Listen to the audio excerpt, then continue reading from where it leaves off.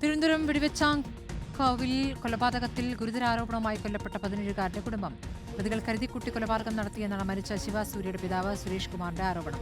അതേസമയം കേസിലെ എല്ലാ പ്രതികളെയും പോലീസ് പിടികൂടി.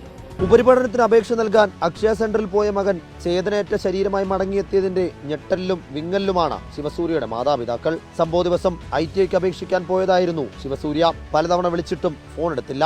രാത്രിയിലാണ് സുഹൃത്തുക്കൾ വിളിച്ച് അപകടം പറ്റിയെന്ന് പറയുന്നത്. ക്യാമറയിലൊക്കെ കാണുന്നുണ്ട് ഇവന്മാര് അവനെ പിടിച്ച് തള്ളിയിട്ട് ഗ്ലാസിന്റെ പുറത്ത് തള്ളിയിട്ടിട്ട് അവിടെ അവന്റെ നെഞ്ചിലൊക്കെ ഇട്ട് ഇടിക്കുകയും എന്തോ എടുത്തിട്ട് കുത്തി പരിക്കേൽപ്പിക്കുകയും ചെയ്യാതാണ് ബലമായിട്ടുള്ള സംശയം. അല്ലാതെ ഗ്ലാസ്സിൽ വീഴുന്ന പൊട്ടി എന്ന് ഗ്ലാസ് വെള്ളക്ക് കയറേണ്ടത്. മകനെ കൊലപ്പെടുത്താൻ ലക്ഷ്യമിട്ട് തന്നെയാണ് പ്രതികൾ വന്നത് എന്ന് സുരേഷ് കുമാർ പറയുന്നു. മകന് നീതി കിട്ടാൻ ഏതറ്റം വരെയും പോകുമെന്നും ശിവസൂര്യയുടെ അച്ഛൻ. ഗ്ലാസ് വന്ന് വീഴുന്ന പൊട്ടിയ കഴിഞ്ഞ് തള്ളക്ക് കയറില്ല.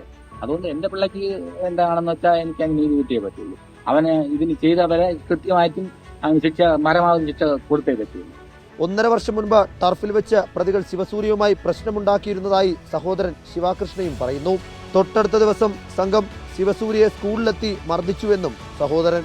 കാർത്തികിനെ ആരോമലിനെ അറിയാൻ തോന്നുന്നു. കാരണം അന്ന് അടി ഉണ്ടാക്കുന്ന സമയത്തുണ്ടായി ഈ ടർഫിൽ അടി ഉണ്ടാക്കിയവന്മാര് അന്യന്റെ സ്കൂളിൽ വന്നു.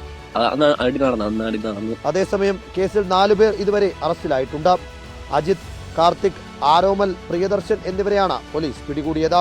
ഇതിൽ 3 പേരെ റിമാൻഡ് ചെയ്തു. റിപ്പോർട്ടർ, തിരുവനന്തപുരം.